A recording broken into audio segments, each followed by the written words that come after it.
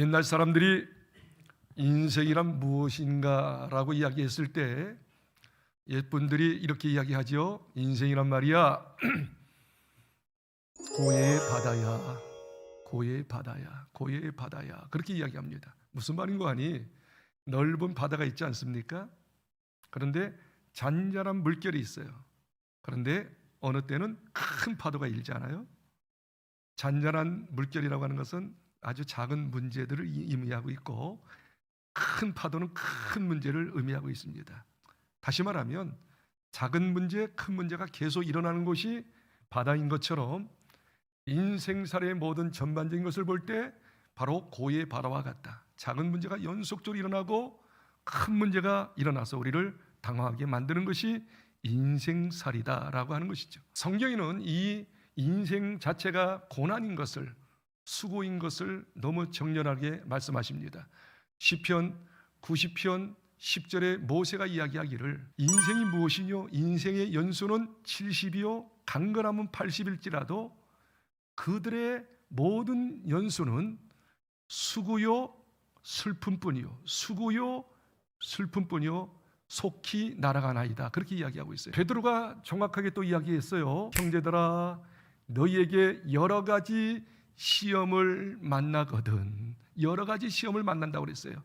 너희가 순간적으로 당황할 수가 있지만 그러나 담대하라 하면서 여러 가지 고난이 있다라고, 시험이 있다라고 이야기합니다. 사도 바울도 이렇게 이야기합니다. 로마서 8장 18절에 현재 고난은, 우리 로마 성도에게 이야기하는 거예요.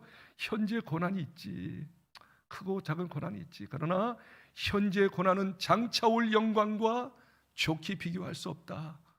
현재 고난이 있지, 여러 가지 어려움이 있지. 그러나 장차 큰 영광이 있으니까 잘 극복하려면 하면서 이야기하고 있습니다. 야고보서도 야고보서 1장 2절에 형제들아, 여러 가지 시험을 만나거든 온전히 기쁘게 여겨라. 온전히 기쁘게 여겨라. 예수님께서 제자들에게 이렇게 이야기합니다. 보배를 설교하면서 요한복음 16장 33절에 너희가 세상에서 환난을 당할 거야. 계속 환난 당할 거야. 그러나 담대하라. 내가 세상을 이겨노라. 성경의 전반적인 말씀을 통해서 볼 때 우리 예수 믿고 구원받은 사람일지라도 고난을 피해갈 수 없다고, 시험을 피해갈 수 없다고, 문제를 피해갈 수 없다라고 성경이 이야기하고 있어요. 예수를 믿든 믿지 않는 사람에게 크고 작은 문제가 계속 연출할 수 있다는 사실을 우리는 기억해야 합니다.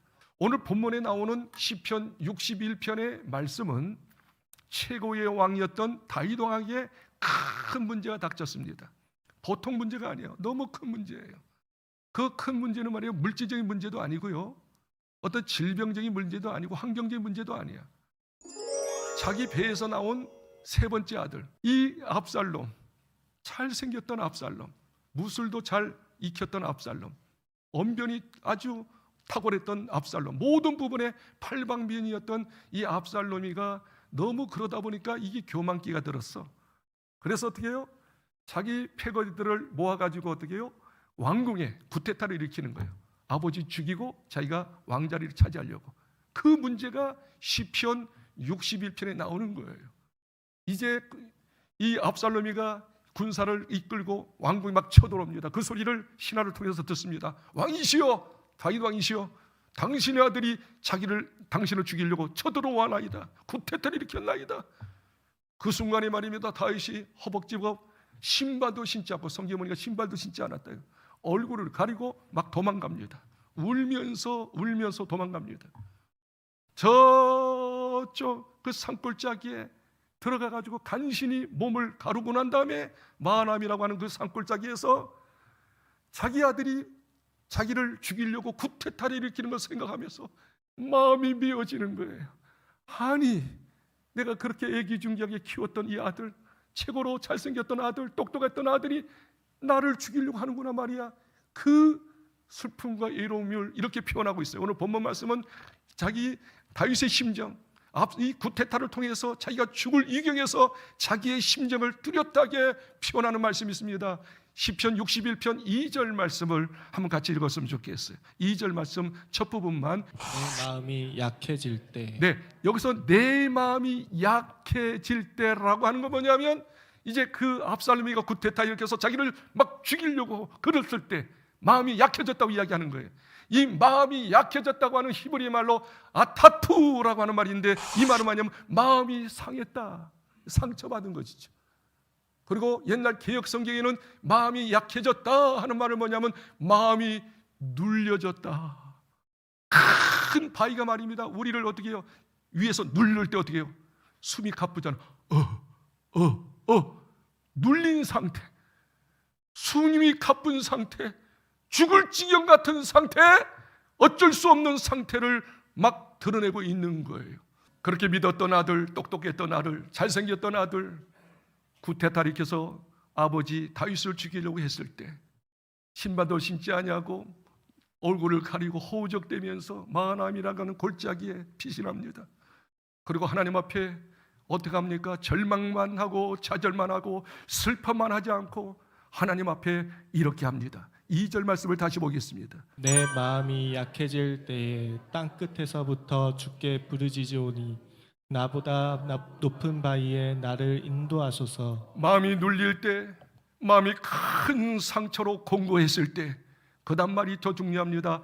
땅끝에서부터, 땅끝에서라는 뜻이 뭘까요? 이 땅끝이라고 하는 막다른 골목을 말합니다. 더 이상 갈 길이 없는 거예요.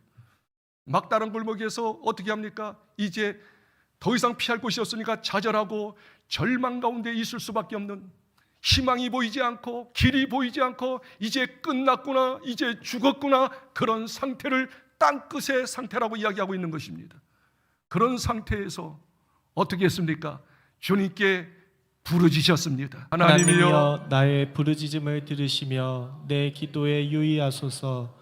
내 마음이 약해질 때에 땅끝에서부터 주께 부르짖으오리니. 여기 1절에도 어떻게 해요? 하나님이여 나의 부르짖음을 들으시며, 2절에도 내 마음이 약해질 때 땅끝에서부터 주께 부르짖으오니, 부르짖으오니 두 번씩이나. 여기서 부르짖으오라는 뜻이 뭘까요? 히브리 말로 이 말이 말입니다. 미야라고 하는 뜻인데 이 말입니다. 바로 울부짖는다, 울부짖는다. 그리고 어떻게 하나님 앞에 비명치며 소리를 외친다, 비명친다라고 하는 이야기입니다. 여기서 그냥 부르짖는 게 아닙니다. 하나님께 울부짖는 거예요. 하나님 끝장입니다.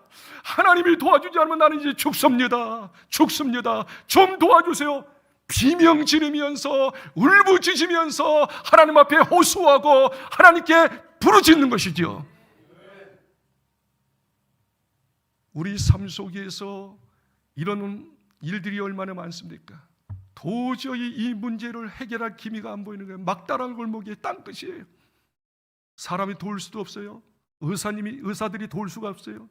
형제들이 도울 수가 있어요. 세상의 어떤 방법 수단으로 도울 수가 없어요. 그럴 때 하나님께 우리는 다윗처럼 울부짖어야 될 줄 믿습니다.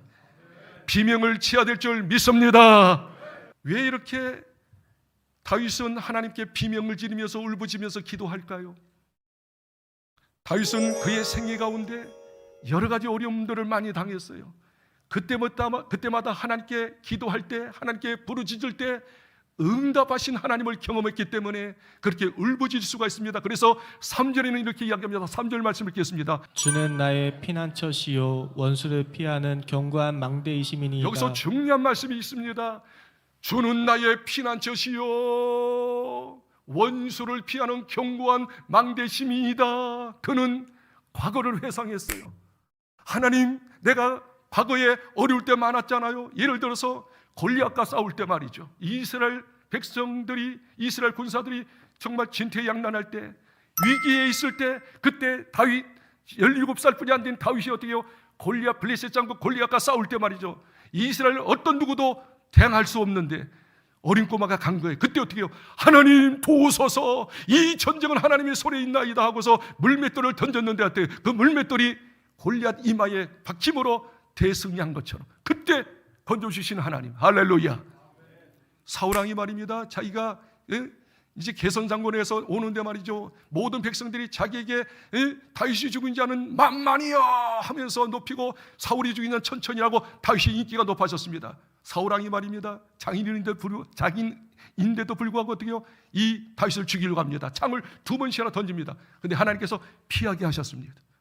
그리고 어떻게 해요? 사막으로 도망가고 엔딜이 굴이라고 하는 굴 속에 숨어 있는데 말입니다, 3,000명의 군사를 이끌고 다윗을 잡으려고 말입니다, 사방으로 막 헤매고 있습니다. 그리고 굴 속에 들어있는데 그 굴 속에 사울왕이 들어오는 거예요. 사울왕에게 발견되면 어떻게 해요? 죽을 수밖에 없지 않았습니까? 그런데 발견되지 않았습니다. 모든 전쟁에서 하나님께서 그때그때마다 승리케 하신 하나님을 기억하면서 3절에 말합니다, 하나님은 나의 피난처가 되셨습니다. 견고한 방대 보호자가 되셨습니다. 그걸 기억하면서 하나님, 이번에도 억울합니다. 분통이 납니다. 답답합니다. 견딜 수 없습니다. 하나님 도와주세요. 비명지르며 기도하니 뭐라고 이야기합니까? 하나님은 나의 피난처십니다. 이번에도 도와주십니다. 저와 여러분이 말입니다, 어려울 때 하나님이 어떤 분인가를 기억하신다면 그분께 기도할 수가 있어요. 그분께 피할 수가 있어요. 다윗은 말이죠, 하나님을 나의 피난처. 여러분 6.25 때 피난민들이 내려왔잖아요. 그렇죠? 그래서 보호처, 저기 군인들이 보호처를 만들어 주었잖아요. 마찬가지입니다. 우리 하나님 어려울 때 나를 보호하실 분, 나를 모든 어려움에서 막아주실 분, 그분이 하나님이십니다. 할렐루야. 할렐루야. 그분이 나를 도울 자 망대십니다. 할렐루야. 그 사실을 믿고 어떻게 해요? 하나님께 기도했었단 말이죠. 이게 바로 신앙 고백인 줄 믿습니다. 다윗은 늘 고백하기를 이렇게 고백해요. 신앙 고백, 믿음의 고백을 해요. 하나님을 향해서. 시편 18편 1절부터 3절에 보니까 그가 늘 하나님을 바라보면서 나의 힘이 되신, 나의 능력이 되신 하나님, 내가 주님을 사랑하나이다. 주님은 나의 반석이 되시고 요새가 되시고 건지시신 자입니다. 하나님은 나의 피할 바이시오 방패시오 나의 구원의 뿌리시며 나의 산성이십니다. 내 찬송을 받으실 여호와께 아뢰리니 지금 문제가 있나이다. 이 원수의 문제, 이 모든 문제에서도 능히 구원할 수 있는 줄 믿습니다. 항상 신앙 고백하며 지금 있는 문제를 주님께 올려드리실 때 문제를 해결받게 된 것입니다. 한번 읽어볼까요? 시편 18편 1절로 3절 다 같이 크게 한번 여러분의 신앙 고백을 가지고 읽었으면 좋겠습니다. 읽겠습니다. 시작. 나의 힘이신 여호와여, 내가 주를 사랑하나이다. 여호와는 나의 반석이시요 나의 요새시요 나를 건지시는 이시요 나의 하나님이시요 내가 그 안에 피할 나의 바위시요 나의 방패시요 나의 구원의 뿌리시요 나의 산성이시로다. 내가 찬송받으실 여호와께 아뢰리니 내 원수들에게서 구원을 얻으리로다. 할렐루야. 여러분이 순간순간 어려움을 당할 때 이 신앙 고백을 하시기를 주님을 축복합니다. 나의 피난처가 되시고 견고한 반석이 되시고 나의 힘이 되시고 나의 능력이 되시고 나의 모든 것의 모든 것 되시는 나의 아버지 고백하시고 이 문제도 주님께서 능히 해결할 수 있을 줄 믿습니다라고 믿고 고백하면 하나님께서 어떻게 하시겠습니까? 5절과 6절을 보겠습니다. 5절 6절. 주 하나님이여, 주께서 나의 서원을 들으시고 주의 이름을 경외하는 자가 얻을 기업을 내게 주셨나이다. 6절입니다. 시작. 주께서 왕에게 장수하게 하사 그의 나이가 여러 대에 미치게 하시리이다. 네, 놀랍죠? 아까는 말입니다. 정말로 마음이 약해져가지고 상처를 받아가지고 말이에요. 막 마음이 눌려가지고 허우적거리는 거야. 진짜 문제 속에 헤매고 있는 거야. 그러나 정신을 차리고 그러면 안 되지. 내가 하나님께 기도해야지. 하나님이 나의 피난처가 되시고 견고한 반석이 망대가 되셨는데 과거에 내가 어려울 때도 하나님께서 계속 도와주셨는데 이번에도 도와주실 거야 하면서 비명 지르며 울부짖으며 기도했을 때 하나님께서 그 기도를 외면하지 않고 여전히 응답하셨는데 5절에 보니까 기업을 주셨도다. 기업은 뭐예요? 계속 왕을 이어가게 하셨도다. 할렐루야. 그리고 어떻게 해요? 장수하셨도다. 이 압살롬에게 죽을 뻔했는데 죽을 수밖에 없는데 하나님이 살려주시고 왕권을 회복하시고 어떻게 해요? 계속 이어져 갈 수 있도록 장수하게 하셨도다. 그리고 왕을 죽이려고 했던, 아버지를 죽이려고 했던 압살롬은 어떻게 됐어요? 하나님께서 진노 내리셔서 이 말을 타고 갔는데, 자, 압살롬이 말을 타고 가는 거예요. 왕궁으로 막 말을 타고 가는데 머리가 얼마나 휘황찬란히 장발이었어요. 쫙 말을 타고 가는 거예요. 근데 막 타고 갔는데 큰 상수리 나무가 있습니다. 돌토리 나무가 있어요. 도토리 나무. 도토리 나무가 가지가 밑으로 쫙 내려갔어요. 말을 타고 가니까 어떻게 해요? 가지가 밑으로 내려가기 때문에 이 머리털이 딱 걸려버린 거예요. 꽁꽁 맺어가지고 어떻게 해요? 말은 도망가 버리고 이 압살롬은 어때요? 가지에 매달려가지고 머리카락에 가지가 매달려가지고 대동대동 달려있을 때, 그때 다윗의 신보 요압이 저놈 죽여라 해가지고 가서 직접 죽여. 한번 읽어볼까요? 요압이 이르되 나는 너와 같이 지체할 수 없다 하고 손에 작은 창 셋을 가지고 가서 상수리 나무 가운데서 아직 살아있는 압살롬의 심장을 찌르니 요압의 무기를 든 청년 10명이 압살롬을 에워싸고 쳐 죽이니라. 아멘. 요압이 가가지고 어떻게 해요? 창세에 그냥 찍어버린 거예요. 대롱대롱 달렸는데, 그리고 청년들 여명이 가지고 또 쳐버리는 거예요. 아주 비참하게 능지처참당하는 걸 볼 수 있어요. 여기서 제가 깨닫는 거 있어요. 우리 부모님이 설령 잘못했을지라도 함부로 말하거나 함부로 대하면 이런 꼴 될 수 있다. 성경은 틀림없이 이야기합니다. 부모님을 중 안에서 공경하라. 잘 섬겨라. 내가 장수하고 잘 되리라. 할렐루야. 그러나 부모님께 말로 죄를 짓고 행동으로 죄를 짓고 물질로 죄를 지으면 반드시 하나님께서 이렇게 하신다는 사실을 깨닫고 부모님 잘 섬기시기를 예수의 이름으로 축원합니다. 한 가지 이야기하고 정리했으면 좋겠습니다. 지금부터 딱 25년 전에 2001년도 여러분 잘 아는 것처럼 뉴욕에 있는 세계 무역센터 쌍둥이 빌딩이죠. 테러범에 의해서 비행기가 말입니다. 그냥 그 빌딩을 박아버린 거죠. 100층이 넘습니다. 100층. 그런데 그 화염 가운데, 불덩어리 가운데 살아난 간증자들이 많이 있어요. 그 중에 한 명을 소개하겠습니다. 미국 사람인데 한 분이 100층에서 열심히 사물을 보고 있습니다. 팍 하는 소리가 들립니다. 불길이 씻었습니다. 연기가 씻었습니다. 큰일 났구나. 그때 이 크리스찬이 말이죠, 100층에서 막 내려오는 거예요, 계단으로. 그런데 막 뿌옇고 잘 안 보이는 거예요. 그때 그 순간에 하나님께서 그런 감동을 주셨대요. 로마서 10장 13절을 암송하라. 주 예수를 부르라. 주 예수님을 불러라. 구원하리라. 할렐루야. 그래서 어떻게 해요? 주님, 주님, 예수님, 예수님, 예수님. 그런데 그 뒤쪽에서 사람들이 막 쫓아오는 거예요. 그들이 이야기했답니다. 여러분도 예수님을 부르세요. 예수님을 부르세요. 예수님을 부르세요. 지저스 콜, 지저스 콜 하면서 막 예수님, 예수님, 예수. 근데 너무 막 불길이 씻었고 연기가 가득 차니까 그 계단이 안 보이는 거예요. 그래도 계속 부르니까 어쩌면요, 하나님께서 길을 보이게 하셔요. 또 길을 따라 내려갑니다. 또 안 보여. 예수님, 예수님, 예수님. 길이 보여. 100층에서 내려오는데 말입니다. 50분이 걸렸답니다. 수많은 사람들이 예수님을 부르면서 참 강간이죠. 놀라운 광경이죠. 1층까지 딱 내려왔어요. 내려오는 순간 푹 하고 그 빌딩이 주저앉아 버리는. 이때는 좀 박수를 했으면 참 좋겠는데. 주의 이름을 부를 때 어떻게 불렀을까요? 이게 비명으로 불렸었겠죠. 울부짖으면서 예수님 살려주세요, 살려주세요. 여러분, 저 해변가에 말입니다, 구조대원들이 있잖아요. 구조대원들이 말입니다, 이제 사람들을 구조하는데, 물 빠진 사람을 구조하는데 아주 귀가 민감하답니다. 그 구조대원들은 어떻게 민감한 거 아니? 해변가에서 노는 사람들 있잖아요. 해변가에서 노는 사람들, 이렇게 배구하고 공놀이하고 막 손으로 이렇게 제스처하고 막 희덕거리면서 이야기하는 소리하고 물속에 빠진 사람의 비명소리, 그리고 손짓 딱 듣고 보면 이게 물속에 빠졌다 빠지고 다 하는 거예요. 그래서 비명이 소리가 들리면, 그리고 손이 이렇게 간절하게 손을 흔들면 이 사람 빠진 거예요. 재빨리 가서 구조한다는 거예요. 정말 깨닫는 게 있어요. 정말 하나님의 은혜를 받고 하나님의 능력을 받고 하나님의 기적을 체험하고 하나님의 축복을 받으려고 하면 이 다윗처럼 인간살이가 만만치 않잖아요. 크고 작은 문제가 생기잖아요.